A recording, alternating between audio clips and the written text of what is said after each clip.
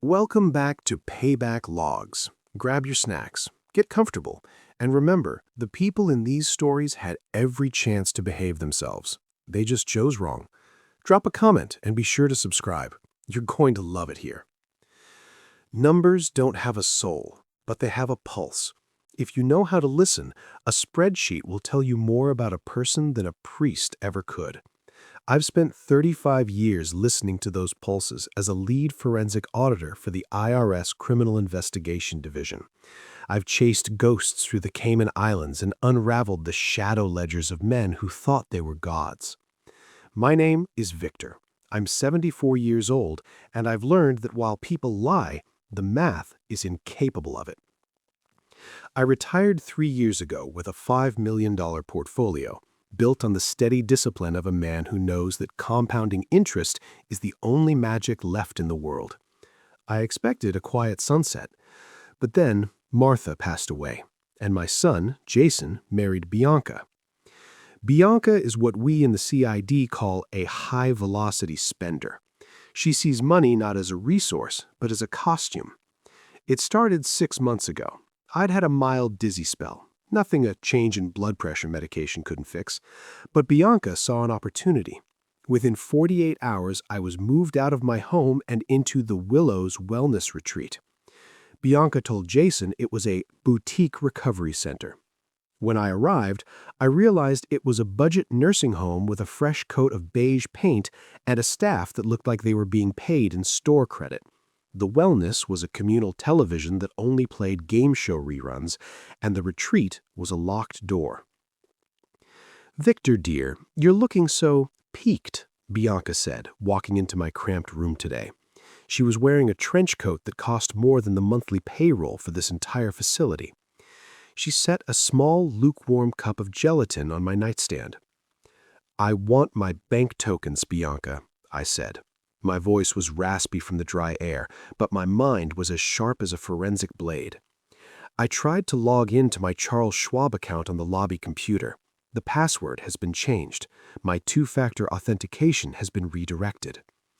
Bianca sighed, a long theatrical sound of burden. She reached out and patted my hand. Her diamond ring, a new one, 5 carats at least, catch the dim fluorescent light. "We talked about this, Victor. The doctors, they're very concerned about your cognitive slippage. You've been hallucinating about your balances. You keep insisting you have millions, but you've been making such erratic investments lately. Jason and I had to step in for your own protection." "Erratic investments?" I repeated. "I haven't touched a trade in 3 years." "See, you've already forgotten," she said, her voice dripping with artificial sympathy. "You moved everything into a complex trust to avoid the tax ghosts you've been seeing. I'm the trustee now. It's all safe, Victor. You just focus on your puzzles. Let me handle the scary numbers." She leaned in, her eyes hardening behind a mask of concern. "Don't bother the staff about the bank again. It just makes you look confused. And we wouldn't want the state to move you to a real psychiatric ward, would we?" She left before I could answer. I sat in the silence of my room, staring at the gelatin. She thought she was playing a game of hide the asset with a senile old man. She thought because I was 74, I'd forgotten how to spot a conversion of funds. But Bianca made a rookie mistake. She assumed that by taking my phone and my laptop, she'd taken my tools.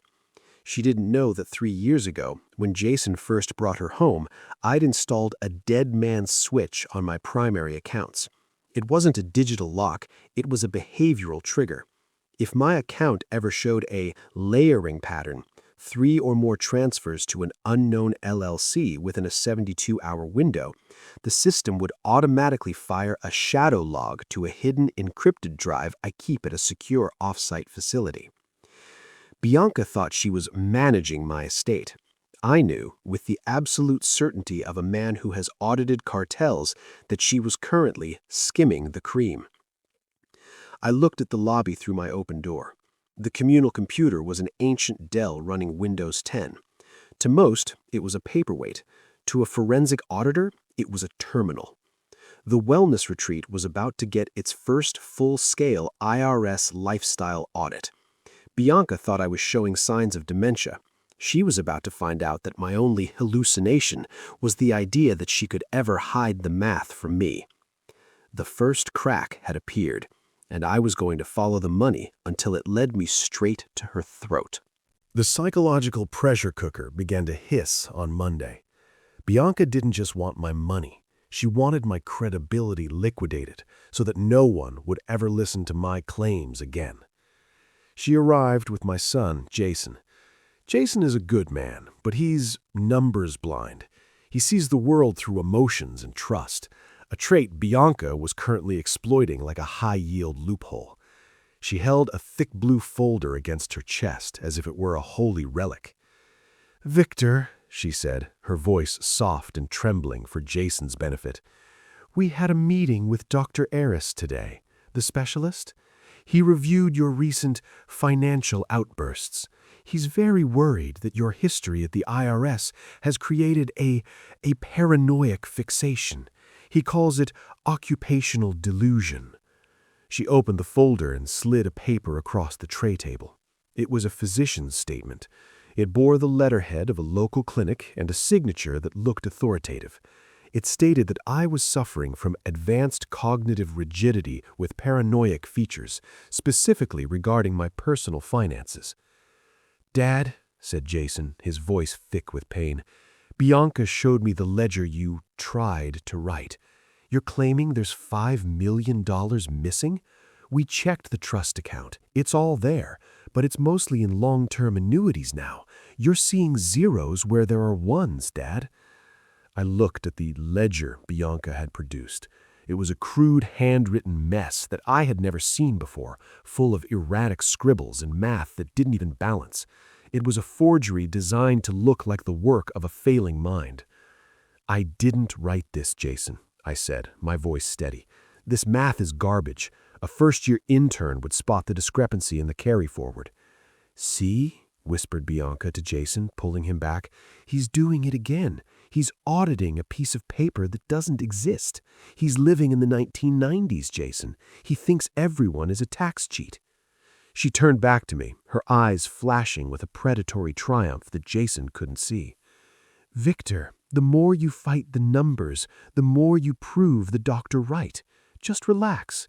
We've moved your power of attorney to a professional fiduciary firm, one I consult for. It's all automated now. You don't have to worry about a single cent." "A professional fiduciary," I said. "And what's the name of this firm, Bianca?" "It's private, Victor, for your protection from scammers," she said, a cruel irony dancing on her lips. She spent the next hour reminding me of things I had allegedly done, forgetting to pay the light bill, getting lost in my own backyard, and confessing that I wanted her to take over. It was a relentless erosion of truth. She was trying to make me doubt the one thing I had trusted for 74 years, my own internal balance sheet. When they left, Jason looked broken, convinced his father was a fading ghost. Bianca looked like a woman who had just cleared the final hurdle of a title search. I sat in the dark after the 9 p.m. bed check. She was good. The occupational delusion was a brilliant touch. By framing my expertise as a symptom of my disease, she had effectively neutralized my greatest weapon. To the world, I wasn't an auditor. I was a man obsessed with a phantom ledger. But Bianca didn't realize that in the IRS-CI, we have a saying, the bigger the lie, the more paperwork it requires to sustain it.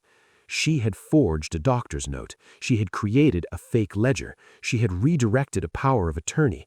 Each of those actions left a digital and physical artifact. I didn't need Jason to believe me yet. I just needed access to the facility's Wi-Fi and a few hours with the ancient computer in the lobby. I was going to find the physician who signed that statement, and I was going to see exactly how much Bianca paid for his professional opinion. The gaslighting was over. The reverse audit was about to begin. The low hum of the vending machine in the hallway was the only sound as I sat in the darkened lobby, the flickering screen of the ancient DIL casting a blue pallor over my face. I wasn't just a pensioner in pajamas. I was a hunter. My mind drifted back to 1998, the Serrano investigation. Serrano was a clean businessman who moved millions for the cartels. He was a master of the smurfing technique, breaking large sums into tiny, inconspicuous transactions. He thought he was invisible, but I found him. I didn't find him by looking for the millions. I found him by looking for the $9.99 subscription to a luxury yachting magazine sent to a shell address in Boca Raton. I spent 30 years at the IRS Criminal Investigation Division, IRS-CI. People think we just check math, but what we really do is track human behavior. Greed has a signature. It's written in the lifestyle creep, the moment a person's spending exceeds their reported income. I was the man who looked at the net worth method and realized that a mid-level manager shouldn't own 3 properties in the Caymans. Martha used to call me her bloodhound. She was the only one who could pull me out of the spreadsheets. "Victor," she'd say, "don't look at the numbers as enemies. Look at them as a map. They'll always show you where someone is trying to hide." Before Martha died, I set up the dead man switch. I knew that Jason, bless him, was soft. I knew that the world was full of Biancas, predators who look for the quiet wealth of retirees. My accounts were rigged. If anyone attempted a layering maneuver, the second stage of money laundering, where assets are moved through a series of complex transactions to distance them from the source, my system would mirror the data to a private off-site cloud. Bianca thinks she's disrupting my estate. She thinks she's clever because she's using modern banking apps and crypto mixers. But the fundamental rules of the Financial Action Task Force, FATF, haven't changed. She's currently in the placement phase. She's moved my $5 million into her professional fiduciary shell. But she can't just spend $5 million without triggering a suspicious activity report from the bank. She has to clean it. And to clean it, she has to create a paper trail of fake expenses, fake consulting fees, and fake charities. I closed my eyes for a second, feeling the ghost of my old badge in my pocket. Bianca isn't just a thief, she's a target. She's committing wire fraud, tax evasion, and elder abuse, a trifecta that the IRS-CI handles with the subtlety of a sledgehammer. She calls my expertise occupational delusion. I call it target identification. The lobby computer groaned as I bypassed the facility's restricted firewall. I didn't need a high-speed connection. I just needed to access the public records database. I was going to find the physician who signed that dementia report. I had a feeling his medical practice was going to have some very interesting consulting income from a certain daughter-in-law. The ghost of the past was no longer haunting me. He was giving me the coordinates for the kill. Forensic auditing is 10% math and 90% patience. While the facility slept, I began the deep scrub. Bianca thought she had neutralized me by taking my devices, but she forgot that public records are a two-way street. I started with the physician's statement. I looked up Dr. Aris. There was no Dr. Aris registered with the State Medical Board. However, there was an Aris Consulting LLC registered 3 months ago. The registered agent? A shell company called B-Side Solutions. The name was a classic amateur mistake. B-Side. B for Bianca.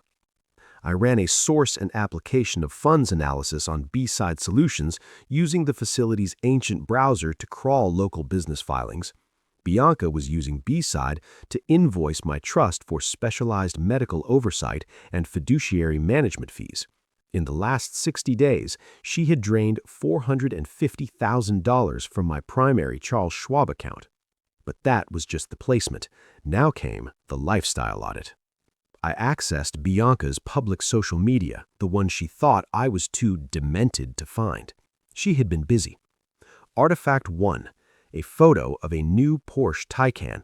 The license plate was visible in the reflection of a storefront. I ran the plate through a lien check service. The car wasn't leased, it was bought outright for $190,000 by B-Side Solutions. Artifact 2, a charity gala she hosted for a new foundation, the Golden Years Initiative. I felt a cold smile touch my lips.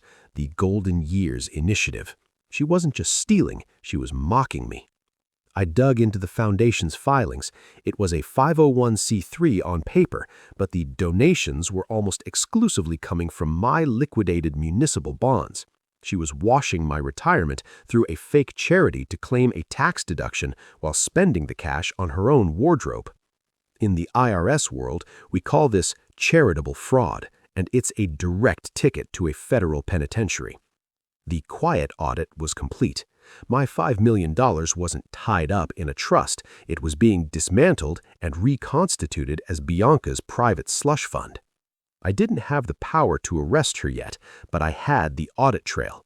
I had the shadow log from my dead man's switch, which had captured every unauthorized IP address she'd used to access my accounts. Bianca thinks she's disrupting a senile man's life. She doesn't realize she's just created a Schedule C nightmare for herself. She hasn't been paying the nanny tax on her fake charity employees, and she certainly hasn't reported the gift income from the stolen bonds.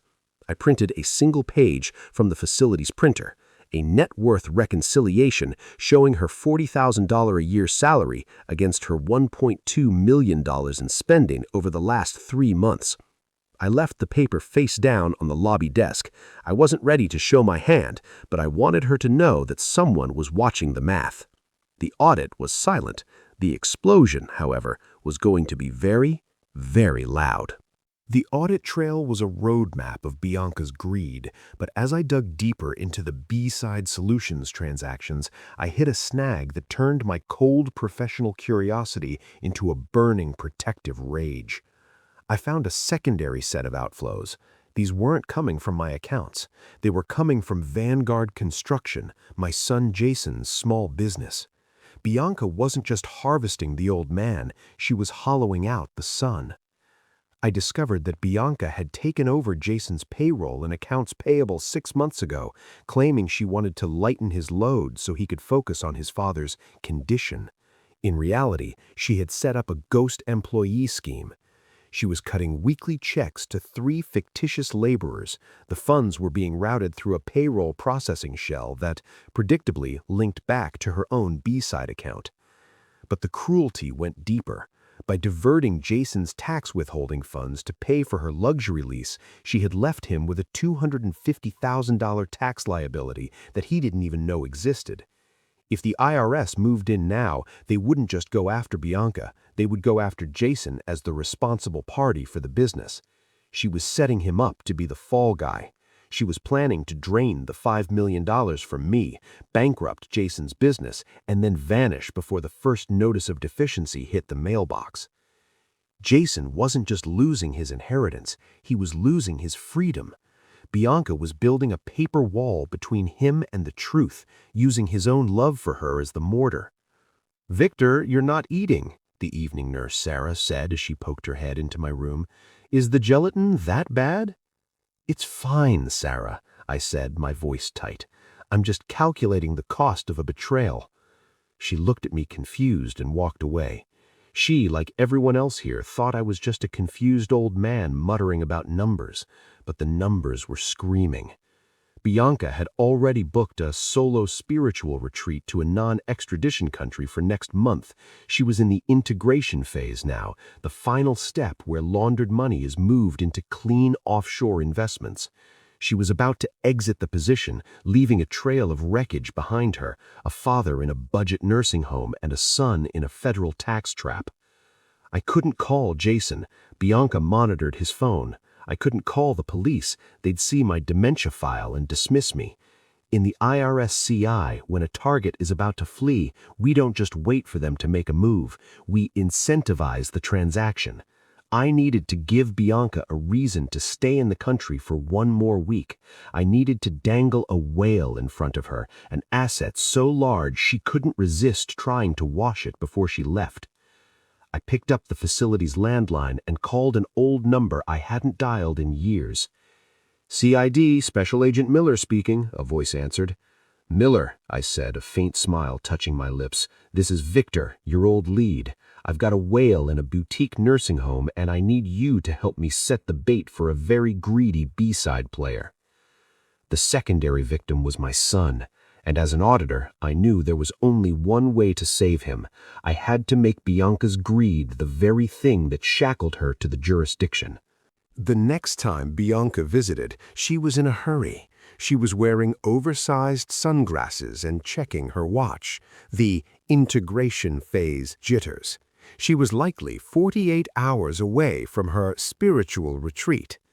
I didn't argue. I didn't mention the bank tokens. Instead, I sat in my chair with a look of profound, senile regret. I had a handwritten sheet of paper on my lap, covered in what looked like complex, rambling calculations.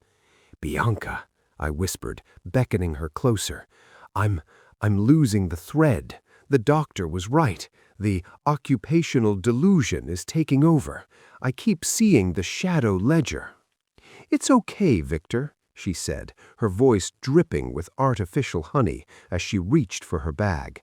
"Just sign the final healthcare proxy and we can put all this math to bed." "No," I said, twitching the paper. "You don't understand. I lied to Jason. I lied to Martha. There isn't just $5 million. I have an offshore custodial account from my consulting days. It's held in a blind trust in the Cook Islands. $7 million. But because I never reported it to the Treasury, I can't touch it. It's black money, Bianca. I'm so scared the IRS will find it now that I'm slipping." I saw her entire body go still. The whale had breached the surface. $7 million in black money, untraceable, unreported, and sitting in a jurisdiction known for its impenetrable secrecy. To a money launderer, this wasn't just a prize, it was the ultimate exit strategy. $7 million? She breathed, her pupils wide. "Victor, you poor thing. No wonder you're so paranoid. You've been carrying that burden all alone." "I need to clean it," I whimpered, playing the role of the terrified tax evader to perfection. "I need to move it into something safe before the end of the quarter. Your foundation, the golden years thing. Could you wash it through there? I have the transfer authorization codes right here, but I can only trigger the wire from a secure terminal." "Of course, Victor," she said, practically vibrating with greed. "I can help you. We can move it into the Foundation's reserve fund. I'll bring my secure laptop tomorrow. We'll do it together, just you and me. We won't even tell Jason. It'll be our little secret." "Tomorrow," I agreed, "but it has to be at noon. That's when the settlement window opens in the Cook Islands." As soon as she left, I signaled Agent Miller. The invisible trap was this. The $7 million didn't exist. It was a digital honeypot set up on a secure server by the IRS-CI. By bringing her laptop to the facility and attempting to wash that money through her foundation's accounts, Bianca wouldn't just be stealing from me anymore. She would be engaging in active federal money laundering and structuring in real time on a government-monitored line. She thought she was going to exit the country with $12 million. Instead, she was about to provide the overt act required for a federal indictment. In the IRS, we don't just wait for the crime to happen. We make sure the criminal records their own confession in 4K resolution. Bianca was about to incorporate herself right into a prison cell. Noon arrived with the heavy, pressurized silence of a courtroom before a verdict. Bianca walked into the lobby of the Willows, her heels clicking like a countdown on the linoleum.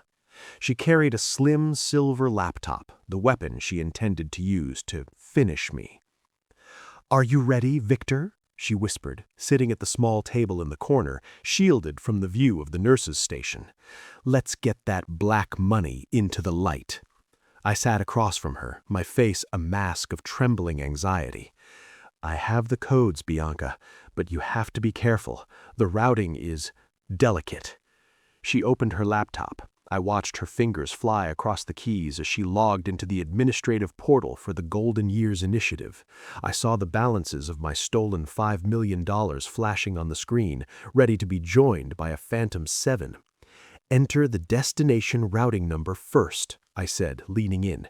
She typed it in, a specific, dedicated line that fed directly into a federal monitoring server at the IRS-CI field office. "Now the authorization key," I whispered. She entered the string of characters. On her screen, a progress bar appeared, verifying international wire transfer, 20%, 50%. "It's working," she hissed, her eyes glowing with the raw, unfiltered hunger of a predator at the kill.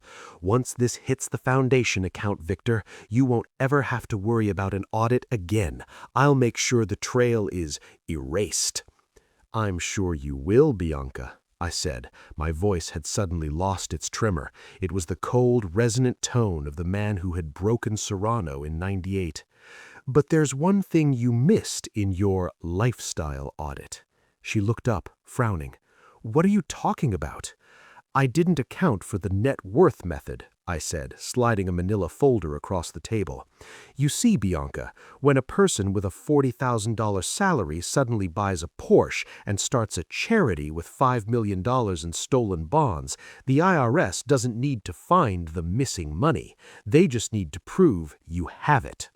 She opened the folder. Her eyes scanned the spreadsheets I'd printed from the lobby computer, the B-side solutions outflows, the ghost employee payroll from Jason's business, and the side-by-side comparison of her reported income versus her actual spending. How did you? "I didn't hallucinate the ledger, Bianca," I said, leaning back. "I am the ledger." The progress bar on her laptop hit 100%, but the screen didn't show a confirmation. It turned bright red with a single flashing block of text: "Federal monitoring active. Transfer logged as evidence of 18 U.S.C. Section 1956 money laundering." The lobby doors burst open. 4 agents in windbreakers marked IRS-CI and FBI swarmed the room. Behind them came Jason, his face a map of devastation and fury. "Bianca Vance," Agent Miller said, his voice echoing through the facility. "Step away from the computer. You are under arrest for wire fraud, money laundering, and financial elder abuse." Bianca stood up, her chair screeching back. "This is a mistake. He's crazy. He's demented. He made me do it." "The server logs don't lie, Bianca," Miller said, snapping the handcuffs onto her wrists. "You just spent the last 10 minutes manually routing $7 million of unreported assets into a shell account while we watched your keystrokes from the van." Jason walked up to her, his hands shaking. "You were hollowing me out, Bianca? You set me up to take the fall for my taxes while my father was sitting in this dump?" She didn't answer. She looked at me, her face twisting into a snarl of pure, impotent hatred. "You old ghost. You should have stayed dead." "The thing about ghosts, Bianca, is that they're very good at seeing through the walls you build. The math is finished, and you're the one who's out of balance." I stood up, my back straighter than it had been in months. Jason walked over and put his arm around me. "I'm sorry, Dad. I'm so sorry I didn't believe you." "It's all right, son," I said, patting his hand. "Believing in people is a virtue. Believing in the math is a career. Now, let's get out of here. I've already done a lifestyle audit on a penthouse downtown, and it's well within our recovered budget." The high-rise penthouse overlooks the city, a landscape of geometry and light that makes sense to a man like me. There is no beige paint here, no lukewarm gelatin, and the only game shows on the television are the ones I choose to ignore. Jason is in the guest room, working through a stack of corrected returns I helped him draft. His business is surviving, though it'll take a year of lean operations to scrub the stain Bianca left behind. Bianca's integration phase has been replaced by the discovery phase of a federal trial. The IRS-CI doesn't move quickly, but they move with the weight of a glacier.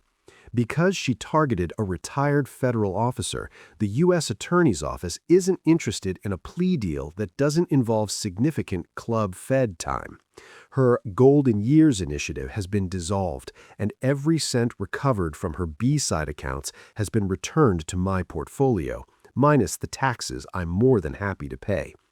I sat down at my mahogany desk, the one that used to be in my old office, and opened my personal ledger for the final entry.